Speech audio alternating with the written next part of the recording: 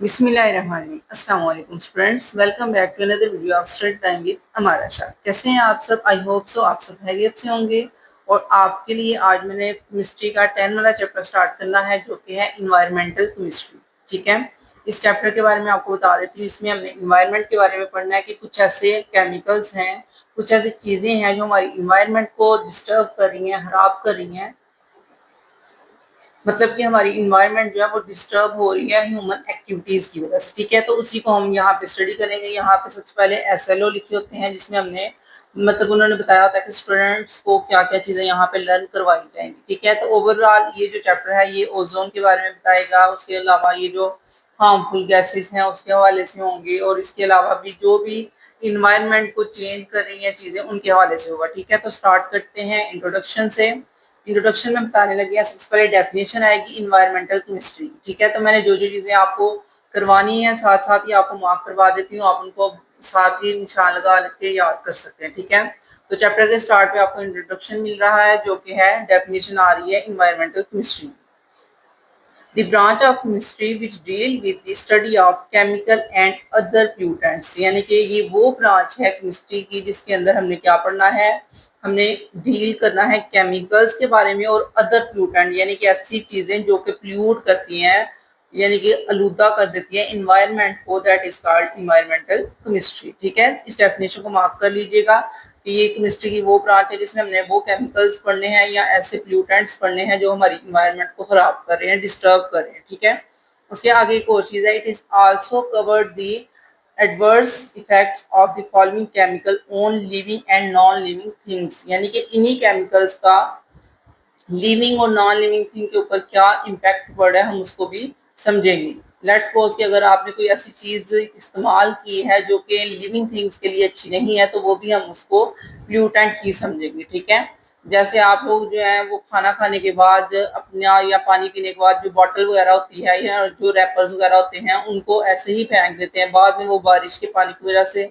जो है वो होते होते नदी नालों में पहुंच जाते हैं। तो उससे जो है कौन डिस्टर्ब हो रहा है, उससे हमारी मैरीन लाइफ यानी कि जहाँ पे मछलियां वगैरह रहती हैं वो डिस्टर्ब होती हैं, तालाब वगैरह गंदे हो जाते हैं। ठीक है, तो वो भी हमारे पोल्यूटेंट्स ही हैं और वो भी केमिकल से, जाहिर बात है बॉटल्स वगैरह प्लास्टिक से बनी होती हैं। तो उन्हीं के बारे में बता रहे हैं कि नॉन लिविंग या लिविंग थिंग्स जो भी इफेक्ट हो रही हैं हमारे केमिकल्स की वजह से वो इन्वायरमेंट को डिस्टर्ब कर रही हैं और इन्वायरमेंटल पोल्यूशन में आएगा। इन्वायरमेंटल केमिस्ट्री में हम उसको स्टडी करेंगे। ठीक है, इसके आगे उसने लिखा है environmental chemistry is a part of environmental education. यानी कि इन्वायरमेंट केमिस्ट्री जो है इन्वायरमेंटल एजुकेशन के बारे में बता रही है, हमें तालीम दे रही है इस चीज की कि हम जो है अपने इन्वायरमेंट को गंदा ना करें। इन्वायरमेंट की केमिस्ट्री है बेटा वो इन्वायरमेंट की एजुकेशन हमें दे रहे हैं, हमें प्रोवाइड कर रहे हैं, स्टूडेंट्स को बता रहे हैं, यानी कि हमें आगाह कर रहे हैं कि हम माहौल को डिस्टर्ब ना करें, हमारी जो इर्द गिर्द की इन्वायरमेंट है हमसे खराब ना होने दें।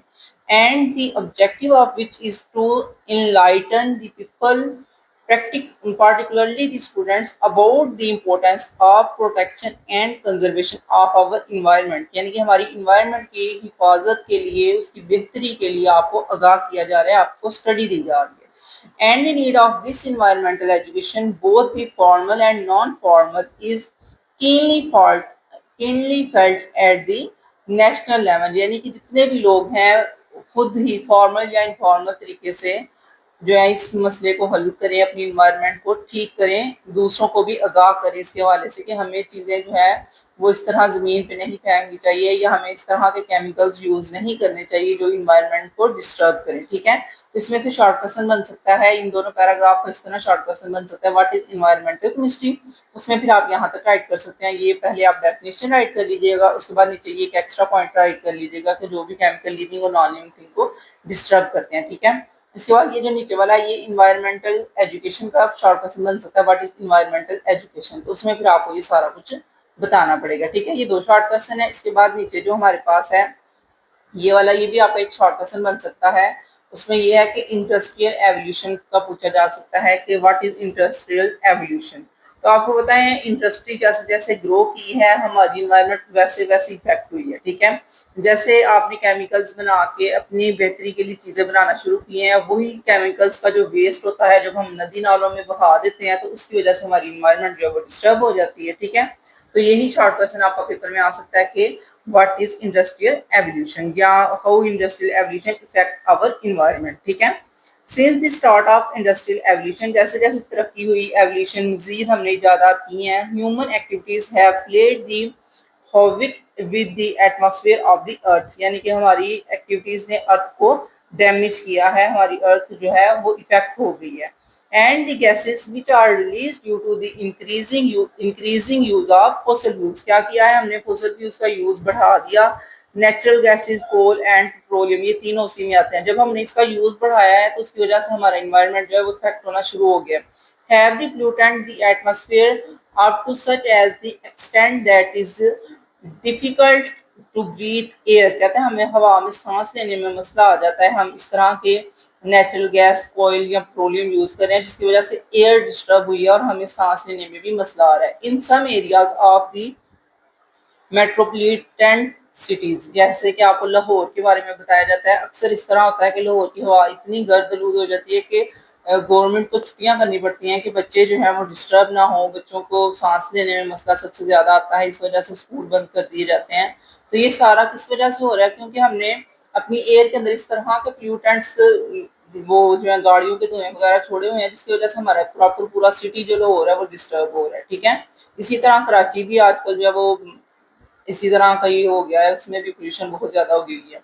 इसके बाद नेक्स्ट हमारा जो नीचे है वो है the excessive use of fertilisers, insecticides, यानी कि आपने पेस्टिसाइड या इंसेक्टिसाइड्स यूज किए हैं जो आपने कीड़े मकोड़ों को भगाने के लिए। आजकल जो है वो इस तरह के मोर्टीन वगैरह आगे हुए हैं जो कीड़ों को तो भगाते ही हैं, लेकिन उसके अलावा वो इन्वायरमेंट में भी जो है वो इस तरह के एसिड आ जाते हैं जो हमारे लिए नुकसानदायक होते हैं, लिविंग थिंग के लिए नुकसानदायक होते हैं। पेस्टिसाइड यानी कि जो आपने पेस्ट वगैरह कंट्रोल करवाया होता है उससे भी मसला आ रहा है। और फर्टिलाइजर्स जैसे कि आप उन कीड़ों को तो मार देती हैं लेकिन हमारे लिए उनका नुकसान हो जाता है क्योंकि हम भी वही गजा खाते हैं।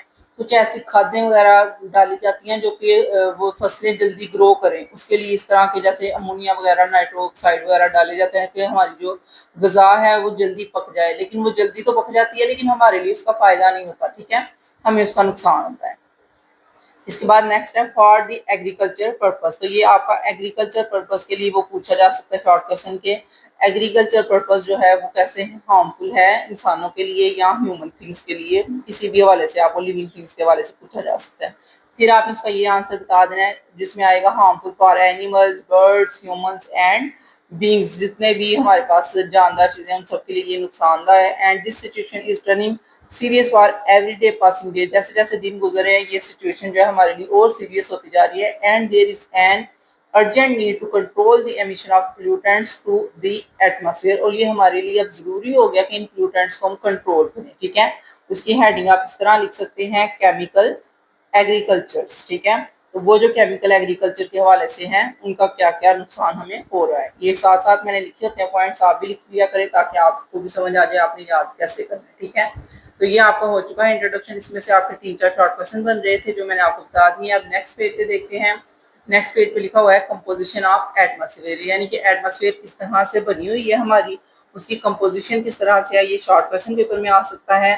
Composition of atmosphere, earth is covered with a blanket of air that is called atmosphere, कहते हैं हमारी जितनी भी अर्थ है वो एटमॉस्फेयर उसका एक बनाया हुआ है एयर का। And which is made up of several layers of gases, और इसके ऊपर कुछ लेयर्स हैं गैसेस की जिनको हम एटमॉस्फेयर कहते हैं। ठीक है, जैसे आप सबको बताया कि हमें आसमान जो है वो नीला क्यों नजर आता है, क्योंकि जो एयर होती है ऊपर जमीन के ऊपर उसने इस तरह का वो उसका बना दिया है रिएक्शन करवा के कि वो हमें नजर आ रही है ब्लू कलर का। ठीक है, आसमान आपको ब्लू कलर का नजर आता है, हालांकि वैसे तो उसका कोई कलर नहीं है, ब्लैक है ये। And air is essential for life on earth, और हवा जो है हमारी जमीन पे जिंदगी के लिए भी जरूरी है। For animals to breathe and for plants to make their foods, इंसानों के लिए भी, जानवरों के लिए भी और पौधों के लिए भी खाना बनाने के लिए जरूरी है। And it contain more nitrogen than any other gas, किसी भी और गैस के अलावा जो है सबसे ज्यादा नाइट्रोजन गैस इसी एयर में पाई जाती है। ठीक है, तो ये मैंने मार्क कर दिया है, ये भी आपने याद कर लेना है। इसके बाद है the components of the atmosphere, कौन कौन से कंपोनेंट्स होते हैं जिनसे मिलकर एटमॉस्फेयर बनती है, तो ये भी आपका शॉर्ट क्वेश्चन आ सकता है कि कौन कौन से कंपोनेंट है जिनसे मिलकर एटमॉस्फेयर बन रही है। May be divide into two major and minor constituents इसमें कुछ मेजर हैं और कुछ माइनर कॉन्स्टिट्यूएंट्स हैं, जो कि यहाँ पे नीचे आपको टेबल भी नजर आएगा। The amount of these different gases in air varies slightly from the place to place. कहता है ये हर लिहाज से वेरीज करती है, यानी कि चेंज होती है प्लेस टू प्लेस। हमारी जगह पे एयर के अंदर इन चीजों की कंसंट्रेशन और होगी, किसी और जगह पे और होगी, ठीक है।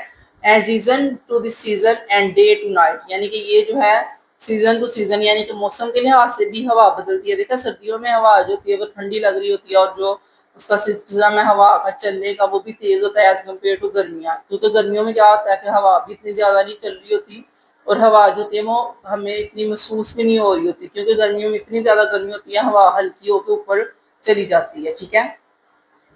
And since day to night, इसके बाद परसेंटेज आपको दिखा रहे हैं, नीचे आपको साथ साथ परसेंटेज दिखाई गई है major and minor constituents of atmosphere, यानी कि एटमॉस्फेयर में कुछ चीजें ऐसी हैं जो ज्यादा पाई जाती है, कुछ चीजें ऐसी हैं जो कम पाई जाती हैं। अब नाइट्रोजन को देख लें, ये 78% है और यही नाइट्रोजन जो होती है उसके बारे में उसने बोला था, ऊपर बता दिया था कि सबसे ज्यादा इसमें नाइट्रोजन पाई जाती है हवा में। उसके बाद ऑक्सीजन है वो 21% है और एर्गॉन है जो कि 0.93% है, ठीक है। ये परसेंटेज सबसे ज्यादा इसलिए इसको मेजर लिखा हुआ है। माइनर में ये तीन आती हैं, carbon dioxide, noble gases and water vapours, ठीक है। कार्बन डाइऑक्साइड 0.04% है, नोबल गैस 1.0% है और जो वाटर वेपर है वो है variable depend on the humidity, यानी कि मौसम के लिहाज से है। अगर ज्यादा मौसम बारिश वाला तो वाटर वेपर ज्यादा होते हैं, अगर गर्म मौसम है तो वो कम होते हैं, ठीक है। और ये आपका शॉर्ट क्वेश्चन भी आ सकता है कि मेजर और माइनर कॉन्स्टिट्यूएंट बताएं एटमॉस्फेयर के, ठीक है, यही हेडिंग आ सकती है। और एमसीक्यूज के तौर पे भी पूछा जा सकता है, आपको नीचे ऑप्शन दे देंगे, नाइट्रोजन कितने परसेंट है एयर के अंदर तो 78 आपने टिक करना है, ऑक्सीजन कितने परसेंट है वो आप 21 टिक करेंगे। उसी तरह नोबल गैस या कार्बन डाइऑक्साइड, तो जो भी आपको ऑप्शन दिए होंगे आपने ये याद किए होंगे तो आपको ये टिक करना ईजी हो जाएगा। इसके बाद नेक्स्ट हमारे पास यहाँ पे एक इंफॉर्मेशन लिखी हुई है, environmental science help us to understand the complex interaction that occur in our ecosystem and the impact on human life, यानी कि इन्वायरमेंटल साइंस जो है वो आपकी किस तरह से मदद कर रही है, तो आपने उसको बता देना है कि वो इस तरह से मदद कर रही है कि हमारी जो इकोसिस्टम है उसके ऊपर ह्यूमन लाइफ का क्या क्या इम्पैक्ट पड़ रहा है वो सारा कुछ बताया जाता है, ठीक है। इसके बाद आते हैं एयर पोल्यूटेंट्स, यानी कि हवा को कौन कौन से ऐसे केमिकल्स हैं जो आलूदा कर रहे हैं। एनी सब्सटेंस सॉलिड लिक्विड और gas in air which has adverse effect on the human health and quality of life that is an air pollutant, यानी कि जो भी चीज है वो बेशक सॉलिड हो, लिक्विड हो या गैस हो, अगर तो वो हवा के ऊपर इफेक्ट कर रही है तो इसका मतलब है वो क्या है, एयर पोल्यूटेंट है, ओके। ये आपकी डेफिनेशन है जो यहाँ से स्टार्ट होगी यहाँ तक आएगी। शॉर्ट क्वेश्चन भी यही आ सकता है, what is air pollutants, define air pollutants, किसी भी तरह से शॉर्ट क्वेश्चन आ सकता है। इसके बाद है the concentration of pollutants in is express in the part, इसकी जो में एक्सप्रेस किया जाता है किस तरह से किया जाता है, पार्ट पर मिलियन, यानी कि जितने भी हिस्से को आप एक्सपेरिमेंटली तौर पर देख रहे हो उतने हिस्से के ऊपर उसको हमने आप पीपीएम की फॉर्म में चेक करना है। जैसे लेंथ किलोमीटर में मेजर की जाती है वैसे एयर को अगर आपने मेजर करना हो तो आप पीपीएम में मेजर करेंगे।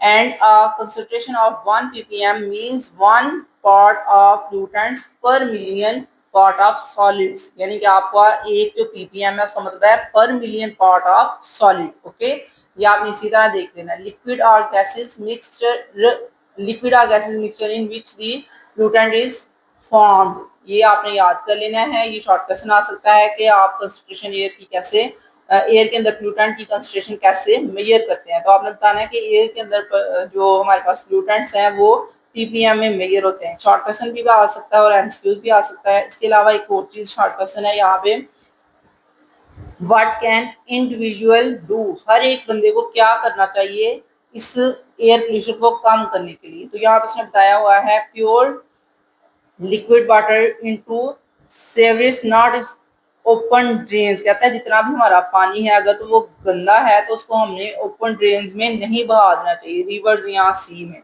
Stop using the environmental hazards substance, इस तरह के सब्सटेंस ना यूज करें जो कि इन्वायरमेंट को खराब करें, डिस्टर्ब करें, ठीक है। तो ये आपका शॉर्ट क्वेश्चन 3 मैंने ये पोल्यूटेंट के शॉर्ट क्वेश्चन आपको बता दिए। अब नेक्स्ट पेज पे देख लेते हैं हमारे पास क्या है। अब नेक्स्ट पेज पे आपको नजर आ रहा है मेजर एयर पोल्यूटेंट्स, तो ये आपका शॉर्ट क्वेश्चन आ सकता है कि राइट मेजर एयर पोल्यूटेंट्स, कौन से ऐसे एयर पोल्यूटेंट्स हैं जो ज्यादा मकदार में एयर को डिस्टर्ब कर रहे हैं, प्ल्यूट कर रहे हैं, आलूदा कर रहे हैं, ठीक है। Air is not always clean, कहता है हर दफा एयर क्लीन नहीं होती, इट शुड बी।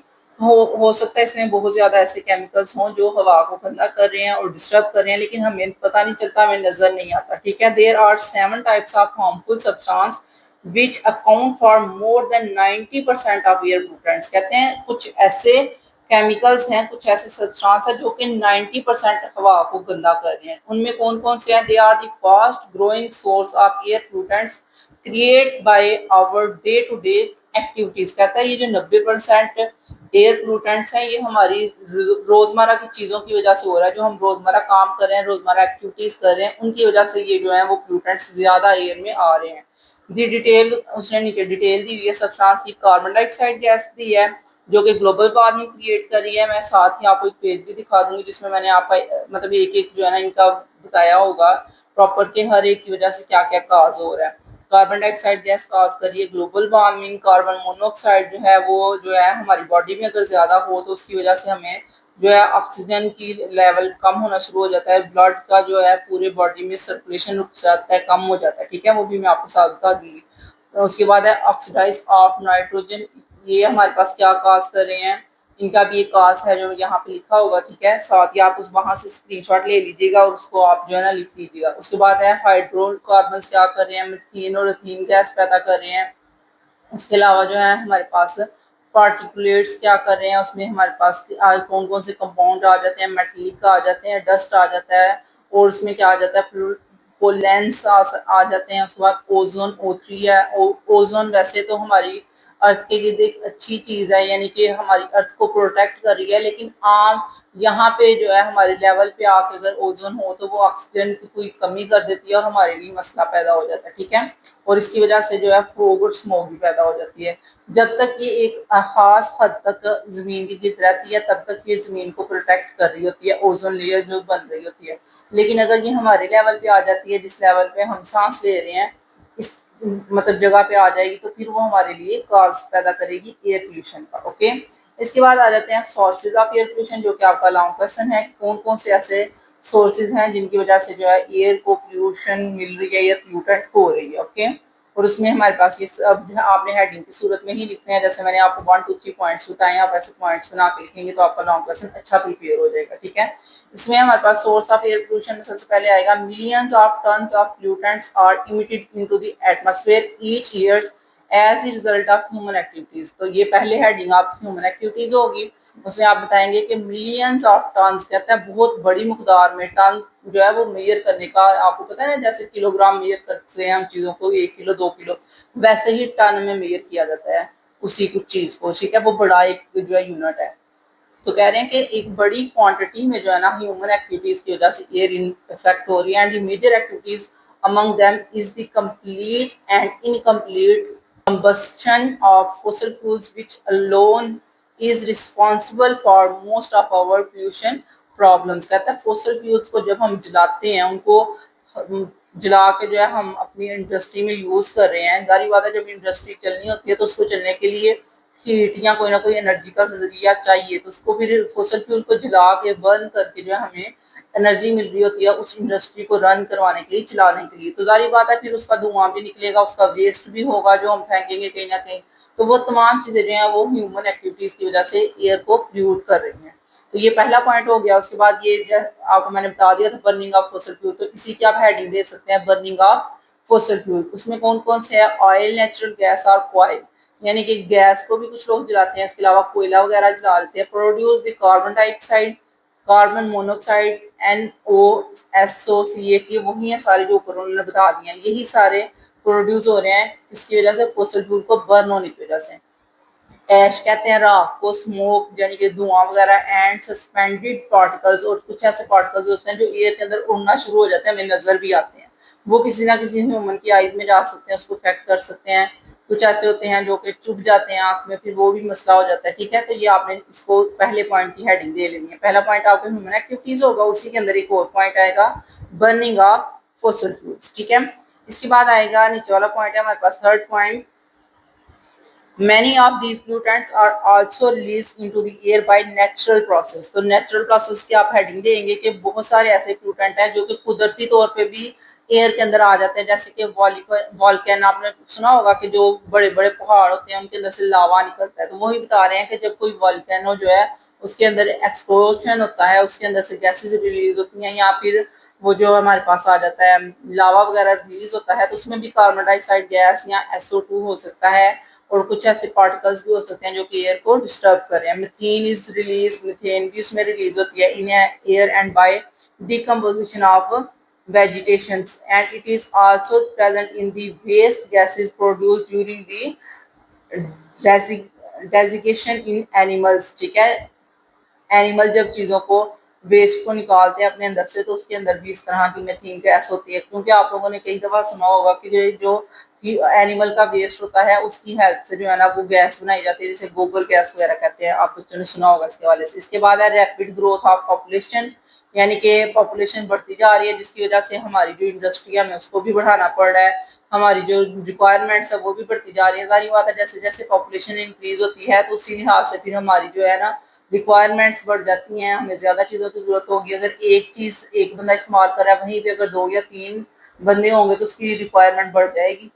एंड उसके बाद उसने बताया अर्बनाइजेशन, इंडस्ट्रियलाइजेशन एंड ट्रांसपोर्टेशन। सारी बात है, जितने ज्यादा लोग होंगे उतनी ज्यादा ट्रांसपोर्ट यूज की जाएंगी, उतनी ज्यादा गाड़ियां यूज की जाएंगी, और जितनी ज्यादा गाड़ियां यूज की जाएंगी उसी लिहाज से फिर जो है वो पोल्यूटेंट एयर में ज्यादा आ जाएगी। ठीक है, and that are the main factors which are responsible for the environmental pollution। यही सारे environmental pollution की वजह बनते हैं।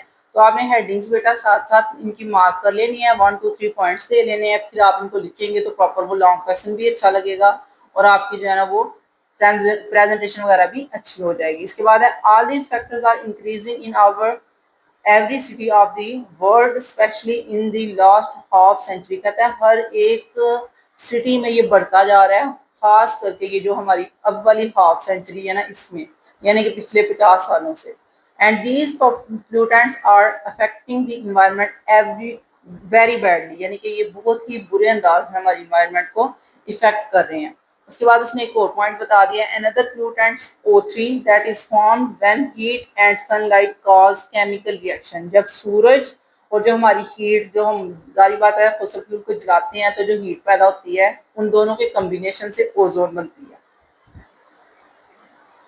The reaction between the oxidize of nitrogen यानी कि NO नाइट्रोजन के साथ and the volatile organic compound hydrocarbons, इन दोनों के रिएक्शन के साथ जो है ना वो ओजोन बन जाती है। ठीक है, तो ये भी उसने एक इफेक्ट ही बता दिया आपको कि ओजोन का भी एक इफेक्ट होता है जो कि इस पे हो रहा है। ठीक है, इसके बाद आ जाता है हमारे पास इन विंटर्स।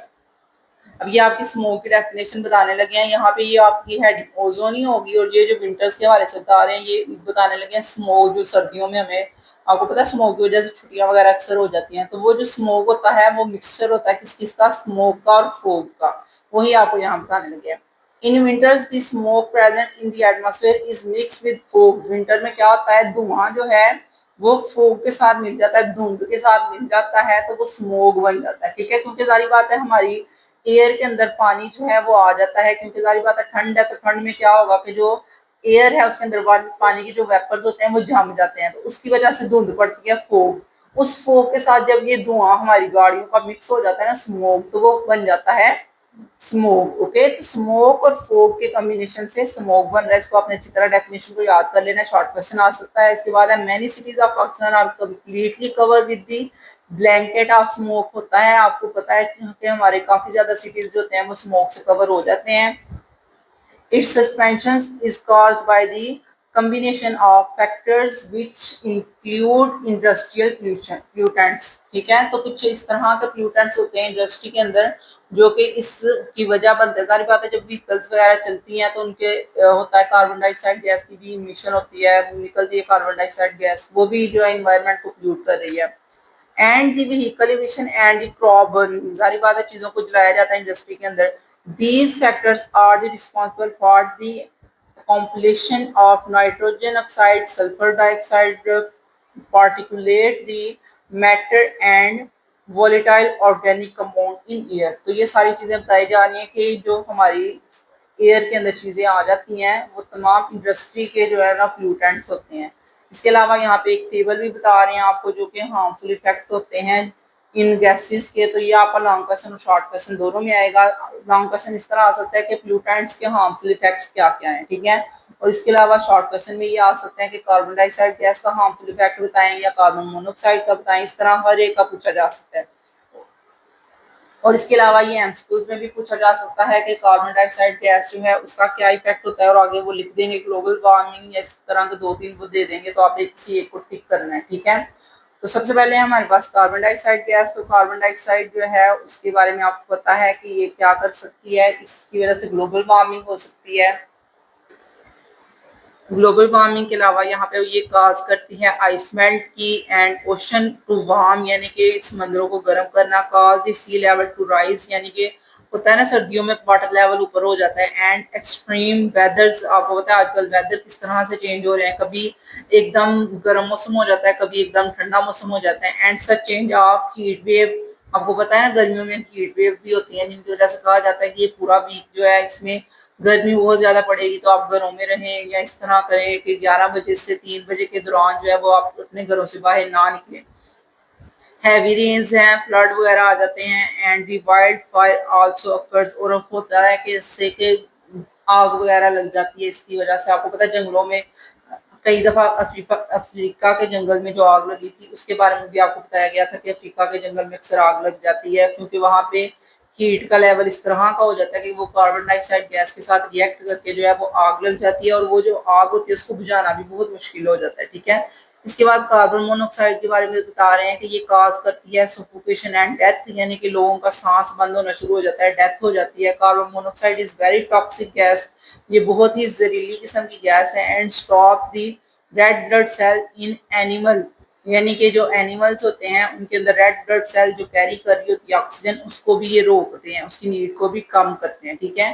इसके बाद आएगा ऑक्सीडाइज ऑफ नाइट्रोजन। तो ये जो सारे आपको यहाँ पे नजर आ रहे हैं ना, यही आप यहाँ पे भी देख सकते हैं, यहाँ पे यही गैसेज है ना लिखी हुई इस साइड पे, तो इन गैसेज के ये सारे जो है ये इफेक्ट्स हैं, ठीक है। इसके बाद उसने और क्या बताया हुआ है यहाँ पे, उसने SO2 के बारे में और SO3 के बारे में भी बताया। ये आइस को जो है इरिटेशन वगैरह हो जाती है इसकी वजह से। और इसके बाद ऊपर वाला शायद मुझसे मिस हो गया, उसमें ये था कि डैमेज द लंग्स, हमारे सांस जब हम लेते हैं लंग्स से तो उसको डैमेज करती है। इरिटेट आइज, इन दोनों का तो तकरीबन सेम है कि आइज को जो है इफेक्ट करती है। आपको अगर याद होगा तो कुछ मतलब मंथ पहले या शायद कुछ देर पहले जो है ना आइज का एक इन्फेक्शन आ गया था इस तरह का कि हर एक की आइज इफेक्ट हो रही थी, ठीक है। और वो क्यों हो रहा था, क्योंकि हमारी हवा में वो एक तरह के प्लूटेंट्स आ चुके थे जो कि हमारी आइज को इफेक्ट करते थे, आइज रेड हो जाती थी और 2-2 दिन तक वो जो है ना स्वेल रहती थी, और फिर उसके बाद खुद बहुत सही होना शुरू हो जाती थी ड्रॉप्स वगैरह यूज करने की वजह से। तो ये भी एक था तब, यानी कि एयर प्लूटेंट आया था जिसकी वजह से जो है ना आइज डिस्टर्ब हो रही थी। इसके अलावा डिफिकल्टीज एंड एसिड रेन, इसकी वजह से एसिड रेन हो रही है, और एसिड रेन का टॉपिक आगे आ जाएगा तो हम वहां से भी पढ़ लेंगे। इसके बाद है हाइड्रोकार्बन क्या करते हैं, they cause the pneumonia and coughing, यानी कि लोगों को बुखार खांसी जुकाम वगैरह हो जाता है। ब्रीथिंग एंड लंग डिजीजेज, हमें सांस लेने का मसला या फिर लंग्स का मसला हो जाता है, फेफड़ों का मसला हो जाता है। They also cause the global warming, इनकी वजह से ग्लोबल वार्मिंग भी होती है जो कि एयर का टेम्परेचर भी बढ़ना शुरू हो जाता है और हमारे लिए भी मसला हो जाता है, क्योंकि आपको पता है ग्लोबल वार्मिंग जो है ये सबसे बड़ा इशू आजकल बना हुआ है हमारी तमाम दुनिया के लोगों के लिए। उसके बाद है पार्टिकुलेट द मैटर्स, उसके बाद मैटर किस तरह के इरिटेट आयर्स, ये मैटर जो है आंखों को इरिटेट करते हैं। कॉज ब्रीथ प्रॉब्लम्स, हमें सांस लेने में मसला आ जाता है, अस्थमा वगैरह लोगों को हो जाता है। एंड उसके बाद हमारे जो है क्लॉथ्स डर्टी, हमारे कपड़े गंदे होना शुरू हो जाते हैं। Also visibility is reduce because it produce the has in years, यानी कि हवा के अंदर जो है वो गर्द सी बन जाती है जिसकी वजह से जो है हमें नजर नहीं आता, क्योंकि आपको पता है जब आंधी वगैरह चल रही होती है तब भी ऐसे ही होता है कि हवा इस तरह की गंदी हो जाती है कि हमें नजर भी नहीं आता, ठीक है। तो ये सारे इफेक्ट्स हैं, आपने इनको लॉन्ग क्वेश्चन और शॉर्ट क्वेश्चन दोनों के तौर पे तैयार कर लेना है, कवर कर लेना है। इसके बाद नेक्स्ट देखते हैं हमारे नेक्स्ट पेज पे क्या आ रहा है। अच्छा, यहाँ पे भी एक और बताया जा रहा है, ओजोन के बारे में बताया है। ओजोन क्या करती है, हमारी जो breath ozone can be cause of variety of health problems including the chest pain, यानी कि हमें चेस्ट में दर्द होती है, जैसे कि बच्चों को चेस्ट इन्फेक्शन वगैरह हो जाती है। उसके बाद है कफिंग एंड थ्रोट इरिटेशन, खांसी होती है, या फिर गला जो है वो खराब हो जाता है, एंड दी कॉग्निशंस, और इसके अलावा जो है हमारे कई किस्म की बीमारियां जो है वो ओजोन लेयर जो होती है ओजोन की, उसको अगर हम देखें जमीन के लेवल पे O3 आ जाती है तब ये मसले आ जाते हैं, ठीक है। इसके बाद एक और यहाँ पे शॉर्ट क्वेश्चन मैंने मार्क किया हुआ है जिसको हम कहते हैं फोटोसिंथेसिस वगैरह के हवाले से शॉर्ट क्वेश्चन पूछा जा सकता है कि एयर पोल्यूटेंट जो है उनके इफेक्ट्स बताएं। तो part of effect of air pollutant the smoke present in atmosphere can lead, यहाँ पे स्मोक के बारे में पूछा जा सकता है कि what is effect of smoke on human health, ठीक है। तो स्मोक क्या करती है, lead to health the complications like allergy, लोगों को एलर्जी वगैरह हो जाती है, अस्थमा होता है, लंग इन्फेक्शन हो जाती है। उसके बाद है inhibited the growth of plants, पौधों की ग्रोथ रुक जाती है by reducing the amount of carbon dioxide gas absorbed during the photosynthesis, ठीक है। तो जारी बात है ग्रोथ रुक जाएगी तो वो भी एक मसला बन जाता है। तो ये ओवरऑल एक शॉर्ट क्वेश्चन है जो कि स्मोक के हवाले से आ सकता है कि what is the effects of smoke, ठीक है। तो फिर आपने ये राइट कर देना है। इसके बाद यहाँ पे ये एमसीक्यूज में आ सकता है 78% ऑफ मेरीन लाइफ और at risk of choking with plastic, कहता है जो प्लास्टिक जो है हम दरियाओं में नदी नालों में फेंक रहे हैं उसकी वजह से 78% जो है मैरीन लाइफ यानी कि मछलियों वगैरह की जिंदगी जो है वो डिस्टर्ब है। जितनी भी आप लिविंग थिंग्स पानी के नीचे ऑब्जर्व करते हैं वो तमाम जो है उनकी लाइफ जो है वो मसला हो गया उनकी लाइफ को इसकी वजह से, प्लास्टिक की वजह से। उसके बाद है humans can also use only 1% of all available water, जितना भी दुनिया में पाए जाने वाला पानी लोग इस्तेमाल कर रहे हैं वो सिर्फ 1% है। बाकी 99% पानी जो है वो प्ल्यूट हो गया हुआ है, डिस्टर्ब हो गया हुआ है हमारी एक्टिविटीज की वजह से। And the world has over of 3.04 trillions trees, कहता है दुनिया में इतने सिर्फ दरख्त रह गए हैं, उसके अलावा 27,000 out of them are cut down daily to make the toilet papers, कहते हैं हमारे जो पेपर्स हैं उनको बनाने के लिए इतने ज्यादा ट्री कट किए जा रहे हैं। तो इसका मतलब है कि ट्री कम होंगे तो हमें सांस लेने में ज्यादा मसला आएगा, ऑक्सीजन भी कम हो जाएगी, ठीक है। इसके बाद आ जाता है एसिड रेन। तो एसिड रेन में आपको बताना चाहिए कि एसिड रेन एक ऐसी रेन है जो कि हमारे लिए नुकसान का बायस बनती है क्योंकि उसके अंदर इस तरह के केमिकल्स होते हैं जो कि नुकसान पैदा करते हैं, हमारी बिल्डिंग्स को नुकसान पहुंचाते हैं या दरख्तों को नुकसान पहुंचाते हैं, या जो उस रेन के अंदर बंदा नहा रहा है या किसी के ऊपर अगर गिर रही है तो उसको भी इसका नुकसान होता है। When air water has pH between 4.2 and 4.4 it is known as acid rain। यहाँ पे ना उन्होंने एक स्केल बनाया हुआ है कि अगर पानी की पीएच इधर से लेके इधर तक होगी तो इसका मतलब है वो एसिड रेन है, यानी कि 4.2 से लेके 4.4 तक अगर पीएच होती है वाटर की, पीएच तो आपको पता है ना कि हम यहाँ पे पीएच चेक कर लेते हैं डिफरेंट चीजों की। तो अगर आप पानी की पीएच चेक करते हो जो एसिड रेन हो रही है और वो 4.2 और 4.4 के दरमियान दरमियान है या इतनी ही है तो उसको हम कहते हैं वो एसिड रेन है। इसके बाद इसके बारे में एक और चीज बता रहे हैं कि in 1852 Robert Angus Smith was the first who show the relationship between the acid rain and atmospheric pollutants in Manchester. कहता है एक इंग्लैंड का रहने वाला था साइंसदान जिसने बताया था कि जो हम जितने भी पोल्यूटेंट्स हवा के अंदर रिलीज कर रहे हैं उनकी वजह से जो है वो एसिड रेन हो रही है, ठीक है। तो इसी वजह से इसका नाम जो है ये भी आपने याद रखना है, एमसीक्यूज में आता है, ये डेट भी याद रखनी है और मैनचेस्टर यानी कि जगह और उसका जो मुल्क है उसका नाम भी आपने याद रखना है। He is sometime refer to as father of acid rain, और इसको हम फादर ऑफ एसिड रेन भी कहते हैं। तो ये आपका शॉर्ट क्वेश्चन बन सकता है, who is the father of acid rain. तो फिर आपने यहाँ से लेके यहाँ तक इसका आंसर बता देना, ओके। इसके अलावा डेफिनेशन भी लिख दीजिएगा एसिड रेन की। इसके अलावा और क्या बताया जा रहा है आपको, बर्निंग ऑफ फॉसिल फ्यूल्स, या आपने हेडिंग दे लेनी है कि बर्निंग ऑफ फॉसिल फ्यूल जो है वो भी एक मेन रीजन है जिसकी वजह से एसिड रेन होती है। क्योंकि ये लॉन्ग क्वेश्चन है तो लॉन्ग क्वेश्चन हेडिंग्स के साथ होगा। पहली हेडिंग तो आपकी डेफिनेशन की होगी, फिर आप लिखेंगे फादर ऑफ एसिड रेन कौन था, और इसके अलावा आपकी ये हेडिंग आएगी बर्निंग ऑफ फॉसिल फ्यूल्स, ठीक है। तो बर्निंग ऑफ फॉसिल फ्यूल में आपको बताना चाहिए कि जब हम फॉसिल फ्यूल को जलाते हैं तो इस तरह की गैसेज एटमॉस्फेयर में रिलीज होती हैं जो कि SO2 और SO3 हैं। इनकी वजह से जो है हमारा जो है एटमॉस्फेयर डिस्टर्ब होता है। Are produce due to the presence of sulphur in the fossil fuel, क्योंकि फॉसिल फ्यूल के अंदर सल्फर पाया जाता है जो कि सल्फर आगे से ये दो गैसेस प्रोड्यूस कर रहा होता है। SO2 is converted into SO3 and in the presence of the oxides of nitrogen of of the atmosphere, यानी कि जारी बात है एटमॉस्फेयर के अंदर नाइट्रोजन होता है, उसके साथ ये रिएक्ट करता है और रिएक्ट करके जो है वो एक प्लूटेंट बन जाता है जो कि एयर को डिस्टर्ब करेगा। Oxides of nitrogen and produce mostly by the direct combination of atmosphere oxygen and nitrogen, क्योंकि हमें पता है हमारी हवा के अंदर ऑक्सीजन और नाइट्रोजन पाया जाता है, तो जब इन गैसेस का रिएक्शन ऑक्सीजन और नाइट्रोजन के साथ हो जाता है तो फिर वो हमारे लिए और नुकसान का बायस बन जाती है। And the industrial and the domestic combustion process, यानी कि जब इनको कंबस्टन किया जाता है, इनको कंबाइन हो जाती है ये ऑक्सीजन और सल्फर के साथ, तो फिर क्या होता है कि फिर एक इस तरह की गैसेस पैदा हो जाती हैं जो हमारे लिए और नुकसान का बायस बनती हैं।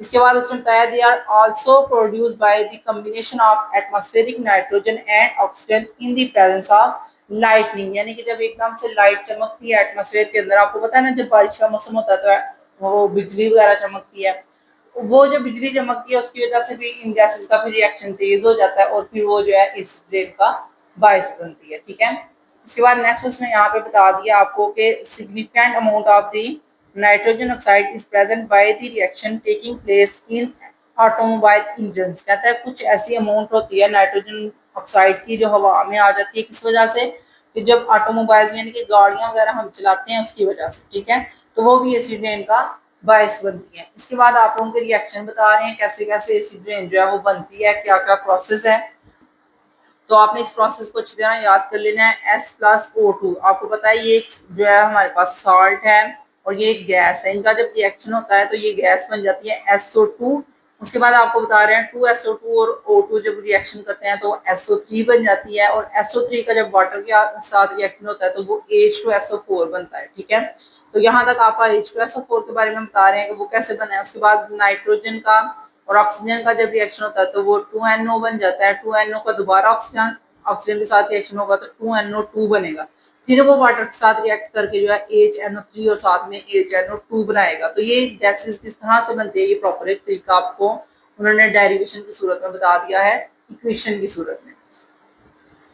इसके बाद आपको बताया जा रहा है एयर ड्रॉपलेट्स के बारे में, ये आपकी हेडिंग होगी एयर ड्रॉपलेट्स की। These gases mix with the mixture that is always present in the air, कहता है आपको पता है एयर के अंदर जो है थोड़ा सा मॉइस्चर होता है, नमी होती है जो कि हवा के अंदर पानी होता है, to form the acid drops, फिर वो जो है कतरे बन जाते हैं पानी के। And wind can carry these acid drops to huge distance, यानी कि बहुत दूर दूर तक उन एयर के ड्रॉप्स को ले आते हैं, यानी कि जमीन तक आ जाते हैं। इफेक्ट्स बताए जा रहे हैं एसिड रेन के क्या क्या इफेक्ट्स होते हैं। Finally these drops turn into the ground as acid rain, जब वो जमीन पे आते हैं तो वो एसिड रेन बन जाते हैं। And acid hill snow and even fog, फिर वो क्या बन जाती है, वो स्नो फोग सब कुछ बन सकते हैं। ठीक है, एसिड रेन लुक, कहते हैं ये लगती तो बिल्कुल साफ रेन की तरह होती है, लेकिन क्या होता है it corrosive nature and cause the widespread damage to the environment, कहता है ये लगती तो हमें बिल्कुल क्लीन रेन की तरह ही है, लेकिन इसका बहुत बुरा इफेक्ट पड़ता है नेचर के ऊपर। ओके, इसके बाद यहाँ पे आपने ये जो इंफॉर्मेशन होती है इसको भी एक दफा रीड कर लेना है। उसी के बारे में बता रहे हैं कि हमारा जो गार्बेज होता है वो 100 मिलियन टन गार्बेज जो है हम ओशन के अंदर फेंक रहे हैं, जो कि प्लूटेंट कर रहा है, जिसको इन्वायरमेंट को प्लूट कर रहा है। ओके, इसके बाद इफेक्ट्स बताए जाएंगे जो कि आपका लॉन्ग क्वेश्चन है। एसिड रेन के इफेक्ट्स हैं, इंशाल्लाह नेक्स्ट वाले लेक्चर में आपको इसके इफेक्ट्स बताऊंगी और इस चैप्टर को जो है वो एंड करेंगे, थोड़ा सा रह गया है तो नेक्स्ट वाले लेक्चर में इंशाल्लाह ये एंड हो जाएगा। जिन बच्चों को इस लेक्चर की समझ आ गई है वीडियो को लाइक करें, चैनल को सब्सक्राइब करें ताकि मेरी नेक्स्ट वीडियो भी आप तक पहुंच जाए। अल्लाह हाफिज।